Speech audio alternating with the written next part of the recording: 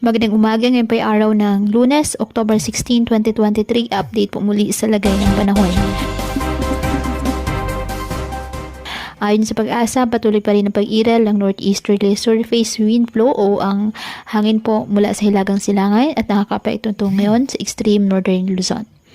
Samantala, wala naman po tayong bagyo o low pressure area na monitor sa loob po ng ating Philippine Area of Responsibility. Ngunit ang trough po ng isang LPA na nasa labas ng PAR ay patuloy pa rin na nakakaapekto sa Palawan. Habang sa Batanes, Cagayan, Isabela at Apayao, asahan po ang bagyang maulap hanggang sa maulap na halangitan na may mahihinang pag-ulan dahil sa northeasterly surface wind flow.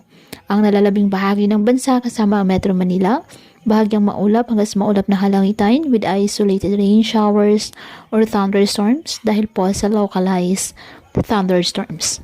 Kaya patuloy po na pinag-iingat ang ating mga kababayan sa banta po ng mga pagbaha or landslide lalo na kapag may malalakas na ulan at ugaliin po na magdala palagi ng payong o kahit anong panangga sa ulan kapag lalabas ng ating mga tahanan. At yan po muna ang update sa lagay ng panahon ngayong araw.